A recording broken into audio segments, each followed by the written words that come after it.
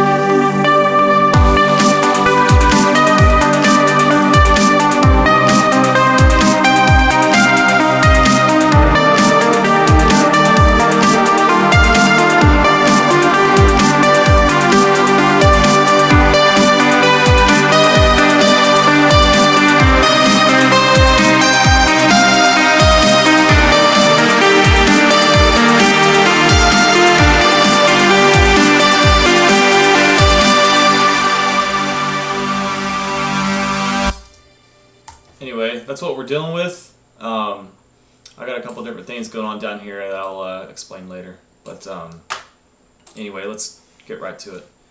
Massive, obviously. 3 oscillators here. First one, we're using a pulse saw, and the saw position is all the way to the right, and the width is all the way to the right. Amp is all the way up, and set that to filter 1. Our pitch is at positive 0.12. And oscillator 2 is a square saw 2, bin minus plus, wavetable is at 12 o'clock, intensity is about 1 o'clock, amp is all the way up, and set that between filter 2 and the middle here. Oscillator 3 is on woody, bin plus, wavetable is all the way up, intensity is about 2 o'clock, amp is all the way up, and same setting for the filter there. Noise is set to bright, color is all the way up, amp is at about 9 o'clock, set that to filter 1. Insert 1 is a hard clipper. Dry wet is all the way to the left and drive is all the way up. Insert 2 is set to bit crush. Same settings with the dry wet and the crush is all the way up there. Filter 1 we have it set to a low pass 4, and the volume slider here, turn that all the way up. Set the mix to mix 1. Cutoff is all the way to the left. Resonance is about 8 o'clock. Macros, we're going to be using those here. Throw a macro on the cutoff, put it all the way up, and I have also had that macro 1 set to the level here on envelope 1, which is set all the way to the left. Throw the macro to about 1 o'clock there. Attack is all the way to the left, level is all the way to the right. Decay is at about 11:30, and the release is all the way to the left here. I'm pretty sure all the settings are the same there except for the ones that I just talked about. Envelope 4. Our level here is at 3 o'clock, our attack is all the way to the left, and our release is about 12 o'clock. Throw a macro on the dry wet on both of the inserts, just a little bit. You want just a touch of the dry wet there. To be able to use insert 2, normally you would have to be using a second filter to be able to use the second insert, but to change that, you have to route the insert 2 to filter 1, and to do that you just kind of switch it from, originally I think it's here, switch it there and you'll be able to use that. Our voicing, we have it on 1 unison, mono rotate, legato triller, and that is it. Our LFO, I have an LFO on all the oscillators, and our ratio is set to 1/8 notes, which is 1/8. And to get this little boxes here, you have to hit sync. Crossfade, we have our first waveform here set to sawtooth. Triangle. And the second one here set to sawtooth. Our amp is at about 1 o'clock.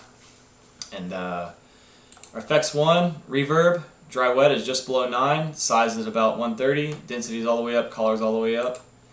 Delay, I have it set to sync delay. And dry wet is about 10 o'clock, dampening is all the way up, and feedback is about 12:30, 1 o'clock. We have it set to 4/16 and 3/16. Left is 4/16 and the right is 3/16. EQ, lower the low shelf just a tad, boost it to about 1 o'clock, frequency is about 130, and high shelf is at about 1 o'clock. Yeah, that's pretty much it for the synth. If you have that.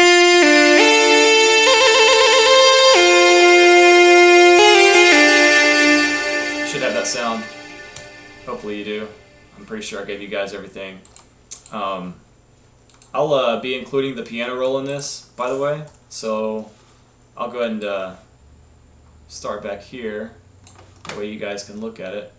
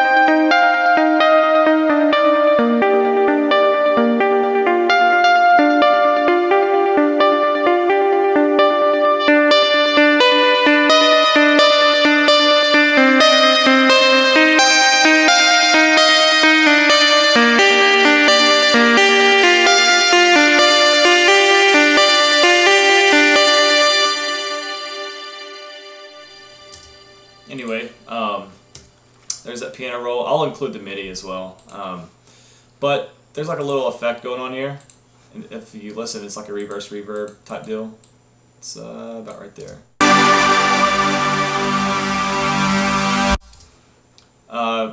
To achieve reverse reverb, that's that little effect right there. What I did, I'll go ahead and show you what I've got here. I'll just start right here.